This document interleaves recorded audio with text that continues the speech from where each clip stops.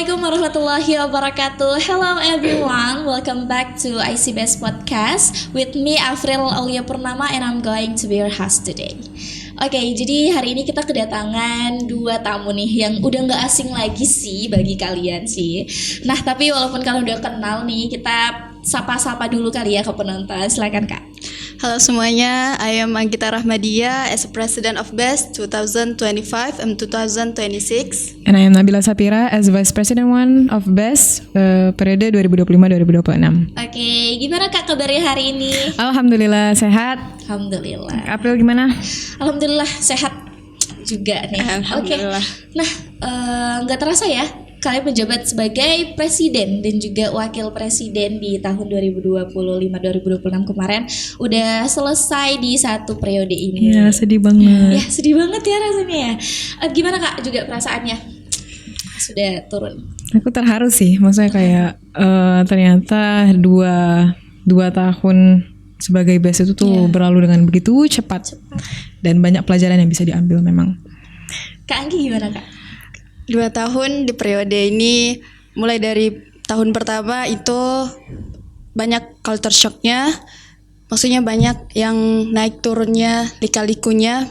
Terus kemudian di periode kedua ditambah lagi Makin banyak lagi ujian-ujiannya. Tapi dari 2 periode itu alhamdulillah semuanya terlewati. Banyak juga pelajaran yang udah didapat mulai dari tahun pertama sampai tahun kedua, mulai dari jiwa kepemimpinan, terus rasa sabar, pengambilan keputusan, critical thinking, dan lain sebagainya.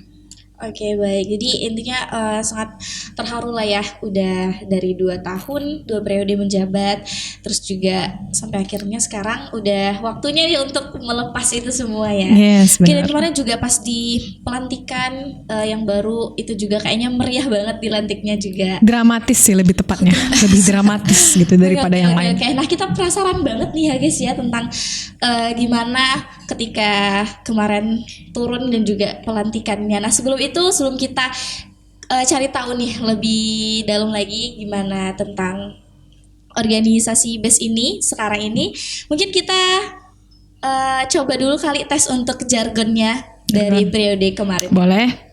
Yap. BEST 2025-2026, One Vision, One Mission, One Professional Team. Allahu Akbar. Oke, One Vision, One Mission, One Professional Team. One Professional Team. Oke, itu ada filosofinya nggak Kak untuk jargonnya ini? Kira-kira itu gimana nih bisa terbentuknya, bisa jadi jargon ini? Kalau untuk filosofinya sendiri sebenarnya itu tuh kita tuh bercermin dengan kondisi BEST saat sekarang.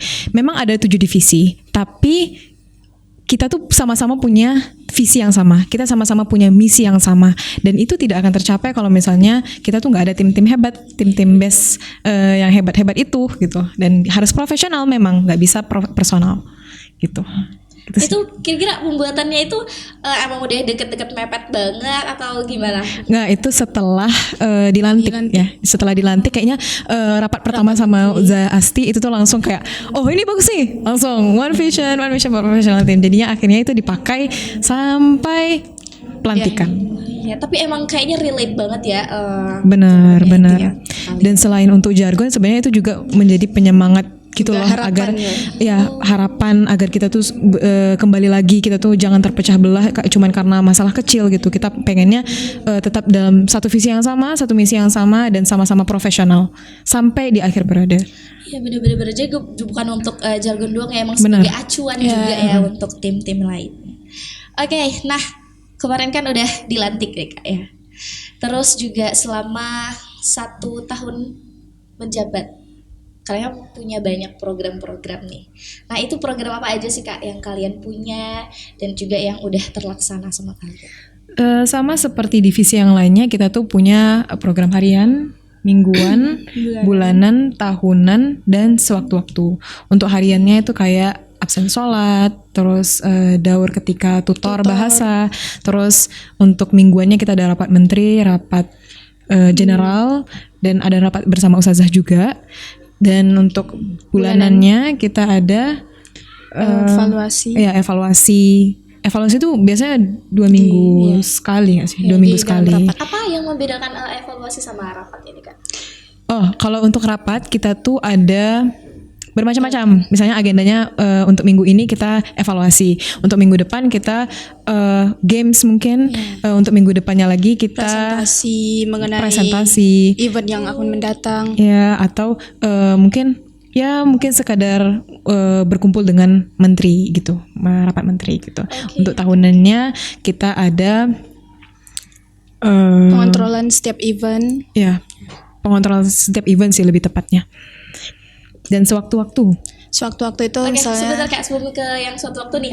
Tadi untuk yang absen sholat itu absen untuk siapa? absen sholat itu untuk jadi kan 5 waktu nih musola. Nah di absen sholat itu nanti setiap anggota BES setelah selesai sholat mengabsenkan dirinya ke antara divisi inti. Baik. Ya, jadi itu juga jadi kayak ya base-nya juga harus wajib ke musola gitu. Nggak cuman santri aja. Iya, jadi benar-benar kehadirannya juga harus Ya, Benar. dan itu nanti dievaluasi di setiap rapatnya. Oke. Nah, boleh lanjut untuk yang sewaktu-waktunya Kak. Untuk waktu itu misalnya seperti LDK, ada kakak lihat di postingan ICBS Haro Putri mungkin.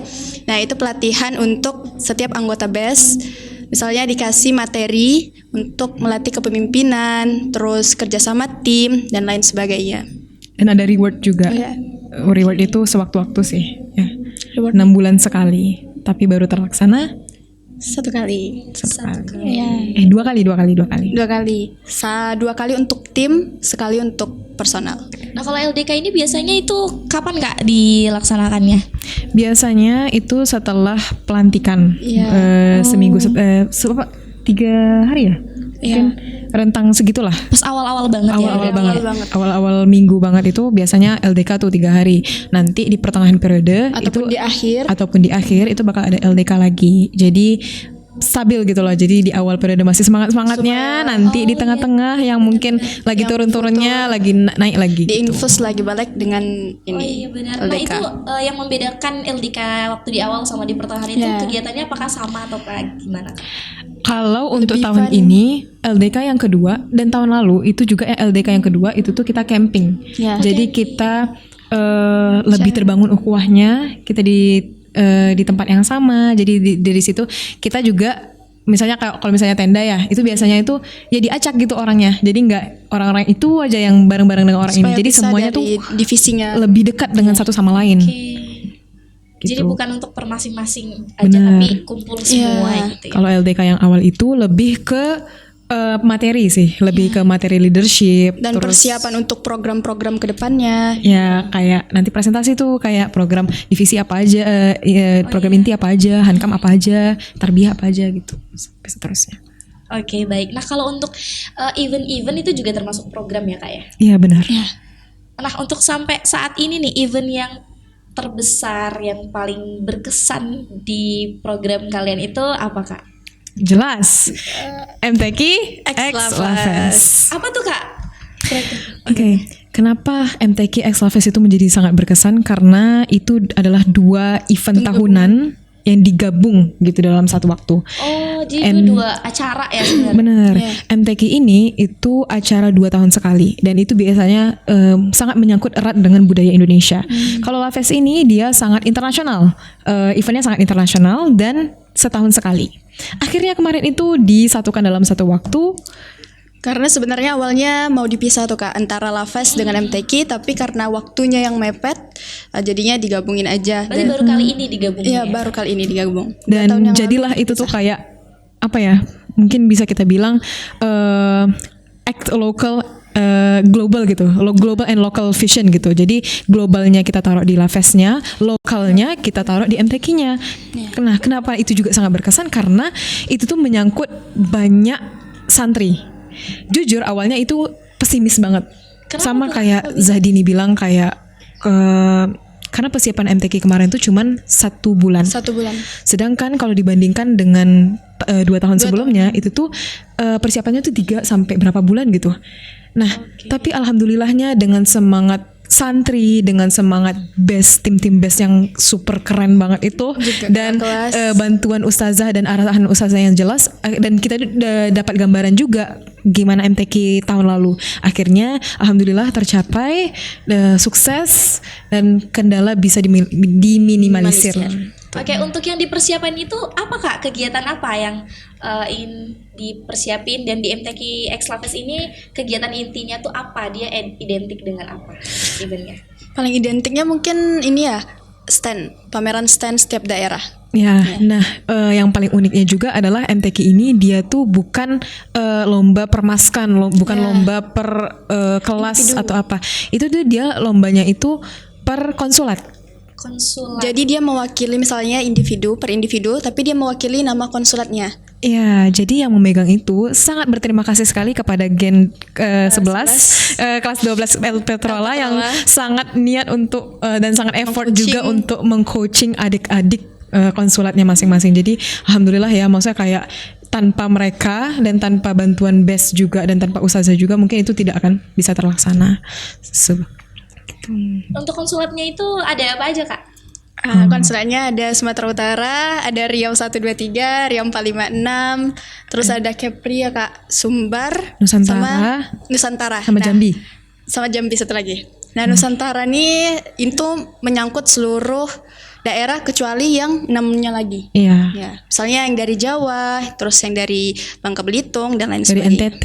Ya. Oke, jadi yang dipersiapin itu adalah dari masing-masing daerah ini ya tadi akan menyiapkan. Iya. Oh iya. Iya, Kak. Ada juga. Jadi pas pembukaan itu kami mempersiapkan tari daerah. Performance daerah. Semuanya berarti akan Iya, semuanya. Benar. Nggak cuma tari, ada juga yang Riau 123 drama. drama. Identik lah. Penampilan identik di setiap daerahnya. Misalnya Sumatera Utara tortor, terus Kepri pantun-pantun Ya, ini. stand konsulat juga ya ngecat, terus persiapan bajunya, terus makanan-makanannya. Oke, nah yang paling asik gitu di waktu acara kemarin itu apa menurut Kak Nafsa lagi? Jujur ya, sebagai kelas 12 cuman 3 orang di Riau 123, 3 entah 4 orang ya yang mungkin ikut andil gitu ya. Itu sangat apa ya, maksudnya kayak sangat gemas gitu mengcoaching adik-adik kelas 7 ini. Dan karena kalian di-handle cuma 4 orang. Iya, benar. Dan performance pun itu kami yang handle. Maksudnya kayak semua performance stand gitu, kita tinggal mengarahkan adik-adiknya. Lomba-lomba juga. Nah itu yang awalnya kita tuh nggak bisa seni dan segala macamnya, tiba-tiba kita bisa jadi seni bisa. ting, gitu. Yang awalnya kita nggak bisa nyanyi bisa jadi guru solo song gitu. Oke, jadi berpengaruh banget ya kakak ini ya. Benar gitu, meningkatkan kreativitas pribadi. Iya bener lagi. Karena Nafsa dari Riau 123. Kalau Anggi apa Kak? Kanggi dari Sumut. Kalian ikut ini nggak? Ikut andil performance-nya juga nggak? Atau kayak Untuk tampilnya tidak. Balik layar, kerjanya balik layar. Iya. di balik layar ya? Karena bertepatan juga kita sebagai panitia MTQ X-Laves itu mau gimana pun juga kita harus mendahulukan acara intinya gitu ya, kayak gimana struktur MTQ X-Laves-nya. Nah untuk event yang terbesar ini apakah sukses berjalan dengan lancar ataukah? Alhamdulillah. Tapi tetap ada sih evaluasinya. Nggak ada ya setiap event tuh. Misalnya kemarin ada mungkin komunikasi di antara. Jadi Laves ini sebenarnya di bawah naungan dari tim bahasa, divisi bahasa ya Kak. Nah di situ tuh ada kemarin dikarenakan MTQ ini mungkin lebih mendominasi daripada Laves karena diadakannya cuma 2 tahun sekali. Jadi ketutup sama Lavesnya. Nah, adalah miskomunikasi antara tim bahasa sama yang untuk megang MTQ. Gitu. Jadi seakan unggulnya itu lebih ke MTQ daripada Lavesnya. Karena yang konsulat ini tadi berarti termasuk dari bagian MTQ ya Kak? Iya benar. Jadi tentang Lavesnya itu apa Kak kemarin? Nah kemarin Laves itu lebih ke ininya sih kayak lombanya itu kayak ada debat bahasa Inggris, ada pidato 3 bahasa, ada solo song. Ya, solo song, terus kayak kemampuan bahasa lah ibaratnya. Juga ada penampilan dari tim bahasanya ketika pembukaan ya Kak. Pembukaan dari tim bahasa. Oke, begitu. Baiklah, tapi alhamdulillah berjalan dengan lancar ya. Alhamdulillah. Semuanya. Oke. Nah, untuk dari semua program kalian yang dari harian, mingguan, bulanan, tahunan, sewaktu-waktu itu tadi, ada nggak Kak kendala ataupun yang menjadi evaluasi untuk kalian? Mungkin ada hambatan di salah satu program kalian sehingga akhirnya itu nggak terlaksana gitu. Ada, pastinya ada. Mungkin ini pemanggilan setiap anggota. Pemanggilan gimana Kak? Jadi misalnya ada anggota yang melanggar, nah pemanggilan untuk evaluasi per orangnya itu kurang terlaksana gitu. Ya, lebih ke general, lebih ke ketika rapat baru dievaluasi. Dan satu lagi adab ketika rapat sih. Memang di awal-awal periode itu mungkin sangat membara ya, tapi mulai di pertengahan itu mungkin terlihat pada ini Ego dan lain sebagainya. pada turun motivasinya. Jadi beberapa kali itu memang agak beberapa molor mungkin rapat dan adab ketika rapat. Gini loh, anak BES itu saking kreatifnya dan saking kritisnya, jadi mereka tuh punya pendapat masing-masing gitu. Jadi kita pun harus lebih kritis gitu. Ke divisi inti tuh harus lebih kritis untuk menanggapinya gitu.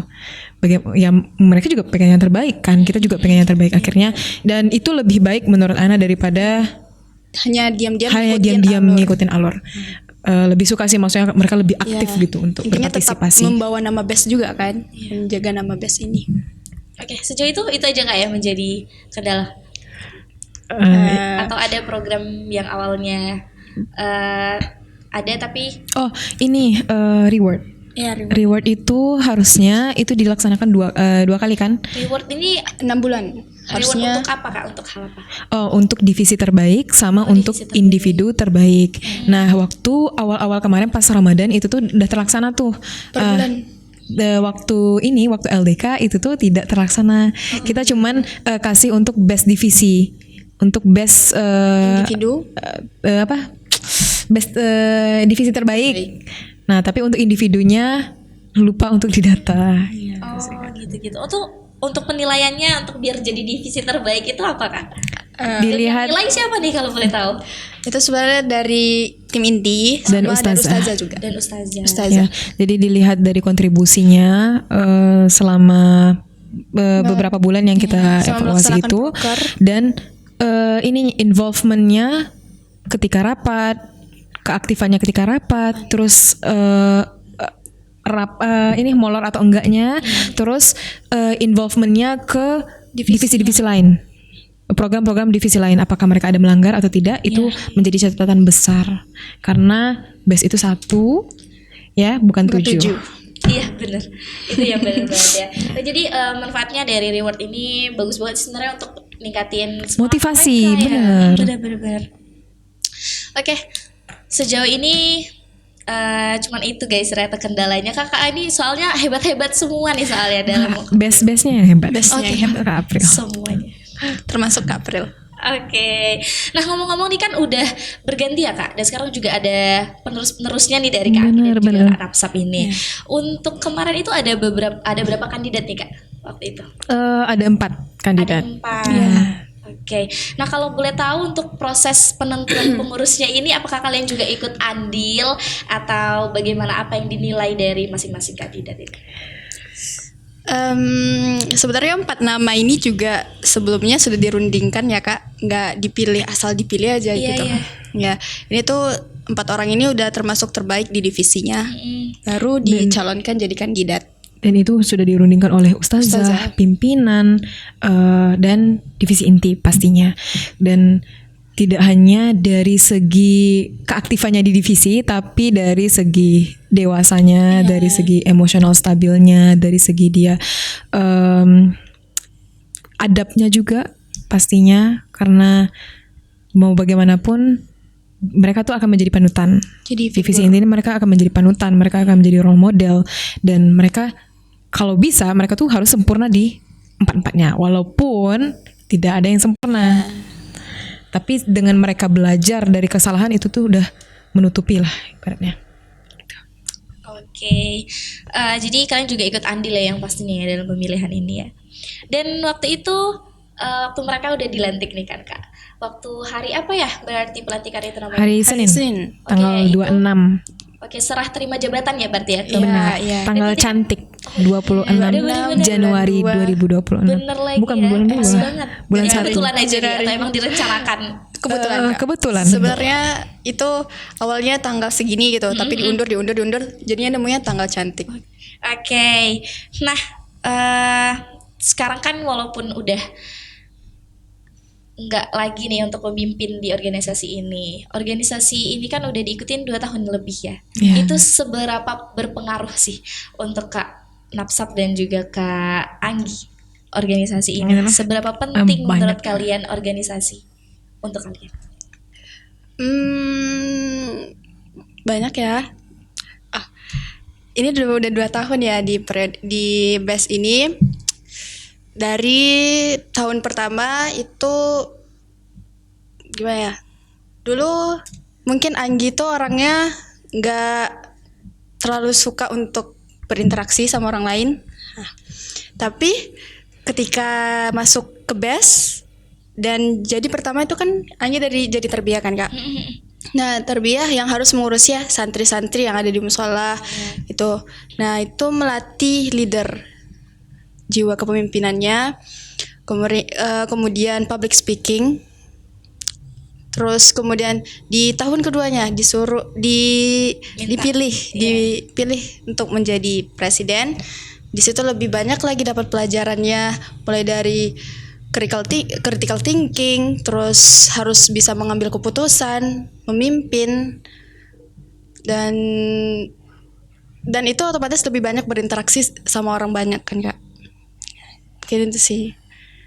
Kalau Ana jujur banyak banget ya pembelajaran. Mungkin kalau bisa 90% pembelajaran di CBS itu ada di BES. Jujur karena dari tahun pertama itu tuh Ana langsung diminta menjadi wakil presiden. Dan itu shock berat. Jujur shock berat. Maksudnya kayak Langsung tinggi benar, banget jabatan. maksudnya itu dari segi pengalaman juga mungkin tidak sebagus kakak-kakak menterinya, dan posisinya harus memimpin kakak-kakak yang mungkin lebih senior, dan itu banyak sekali hikmahnya. Ana tidak menyesali itu, jujur. Ana banyak banget belajar, mulai dari membentuk inisiatif, kepekaan kita terhadap empati terhadap anggota, terus mengkonsepkan event, dan alhamdulillah itu dari coachingan Kak Salwa dan kakak-kakak menteri yang lain yang nggak kenal lelah, itu alhamdulillah terpakai juga di periode selanjutnya. Dan menurut Ana itu organisasi itu penting banget sih, maksudnya karena nggak ada organisasi yang mau diduakan sebenarnya, nggak ada organisasi yang mau di second choice kan, gitulah. Pasti semua organisasi tuh pengen kita tuh memprioritaskan itu, dan memang harus ada yang dikorbankan, tapi ya itu tuh nggak bakal tercapai kalau misalnya kita tuh nggak bareng-bareng. Oke. Jadi itu ya, memang benar-benar berharga dan penting sekali pengalaman dari organisasi BES ini. Benar. Dan menurut Kak Anggi dan Kak Napsap, organisasi BES ini bakalan seberpengaruh apa sih buat kalian untuk kuliah nanti? Wow. Jujur mungkin sangat berpengaruh ya, karena dari sini tuh loh kita belajar tentang berinteraksi sama orang. Maksudnya itu tuh bukan, mungkin itu terdengar sangat general ya, tapi dalam pengaplikasiannya, dalam implementasinya itu sangat sulit. Tidak banyak orang yang bisa menurunkan egonya ketika berbicara dengan orang lain. Tidak banyak orang yang bisa sabar. Tidak banyak orang yang bisa bertanggung jawab dengan apa yang diamanahkan. Tidak banyak orang yang bisa mengkonsepkan event. Dan tidak banyak gitu orang yang bisa mengkonfirmasikan. Dan itu walaupun itu mungkin terdengar sangat general, tapi menurut Ana itu adalah salah satu skill bertahan hidup, mungkin skill survival lah, survival untuk selanjutnya gitu. Bagaimanapun juga kita tuh hidup sosial gitu. Dan itulah yang menjadi pembelajaran besar bagi Ana. Dulu Ana tuh termasuk orang yang sangat individualis lah, termasuk individualis lah gitu kan. Cuman masuk ke BES langsung ke wakil presiden, dan itu Ana harus kayak langsung harus bisa gitu. Harus ngomong sama ini, harus ngomongin ini, harus ngerti orangnya gimana dan orangnya gimana. Dan alhamdulillah gitu, besar sih hikmahnya, jujur. Alhamdulillah. Oke, baik. Nah, untuk selama menjabat ini boleh nggak Kak ceritakan suka dan dukanya kalian? selama di Sukanya mungkin dari kerja sama tim, dari bareng-bareng kerja bareng untuk event, terus juga rapat, dan ya momen-momen indah lah yang dilaluin bareng-bareng. Terus juga dukanya pasti ada, mulai dari slack antar divisi mungkin, terus mengevaluasi anggota. Itu nggak semudah itu ya untuk mengevaluasi anggota. Benar, kalau aku juga sama sih mungkin. Sukanya itu ya kebersamaannya itu, kayak yang awalnya kita tuh nggak dekat, jadi kenal satu sama lain. Terus ya kayak aktivitas bersama, hal-hal kecil kayak makan-makan itu sangat menyenangkan. Terus presentasi, bikin video itu seru banget loh jujur. Kalau dipikir-pikir ya, kayak itu momen kecil tapi sangat amazed lah. Dan dukanya pasti ada, yaitu kritik itu pasti ada, evaluasi itu pasti ada. Tapi yakinlah evaluasi dan kritik itu pasti ada, cuman itu tuh bakal meningkatkan performance kita, akan meningkatkan quality kita. Jadi it's okay, ikuti aja alurnya, terimalah ikhlas. Boleh nih Kak, sebelum kita tutup kali ya, kita minta kesan dan kesannya selama menjabat ini, dan boleh nanti juga sekalian sama pesannya untuk adik-adik penerus yang bakal melanjutin kepemimpinan kalian nantinya. Boleh. Untuk kesannya, alhamdulillah periode 2025-2026 berjalan lancar, dan semoga evaluasi yang ada di selama periode ini dapat dijadiin pelajaran dan juga Ana yakin berguna untuk di kedepannya. Dan untuk pesannya untuk adik-adik semua 2026-2027 semangat terus. Jadikan pembelajaran yang udah kalian dapatkan buat adik-adik yang sebelumnya juga ikut bergabung di periode 2025-2026. Apapun yang kalian lihat di sebelumnya yang terasa buruk, jadikan itu pelajaran untuk di kedepannya. Semoga tidak terulangi lagi dan bisa lebih baik daripada periode kami. Kalau untuk aku kesannya adalah Masya Allah ya, alhamdulillah terlewati juga satu periode ini, mungkin dengan tantangan hebatnya, dan terima kasih atas segala dedikasinya, meluangkan waktu dan pikirannya, tenaganya untuk BES 2025-2026. Dan untuk pesannya untuk adik-adik 2026-2027, tetap semangat, ikuti yang baik-baik dari kami, jangan dibuang yang buruk-buruknya, dan yakinlah, jangan kalian tuh kalian tuh harus seperti ini, kalian tuh harus seperti ini. Buatlah periode kalian, periode versi kalian aja sendiri. Jadi kalian tidak dituntut untuk menjadi seseorang seperti ini, harus seperti ini, tidak. Kalian punya kekurangan kalian masing-masing, kalian punya kelebihan kalian masing-masing, dan kalian bisa lebih baik daripada kami gitu. Oke, itu dia teman-teman sedikit pesan dan kesan dari Presiden dan juga Wakil Presiden BES 2025-2026. Perlu kita ketahui organisasi ini penting banget dan bawa banyak manfaat ya untuk kita, dan juga ini bukanlah akhir dari perjuangan dari masa baktinya Kak Anggi dan juga Kak Napsap. Masih banyak kesempatan yang nantinya di masa depan nanti yang bakalan menunggu perjuangan kalian lagi. Oke teman-teman, sebelum itu kita coba sekali lagi kali ya jargonnya ya. Boleh. Bareng ya Kak April. Oke, boleh. BES 2025-2026. One vision, one mission, one professional team. Allahu Akbar. Okay, teman-teman. So it's time to be end of the conversation in this podcast today. Thank you very much. Thank you Kak April. Napsap dan Kak Anggi for coming here, and thanks for watching everyone. I'm Afril Prama as a host. Want to say goodbye and see you in the next podcast. Assalamualaikum warahmatullahi wabarakatuh. Waalaikumsalam warahmatullahi wabarakatuh.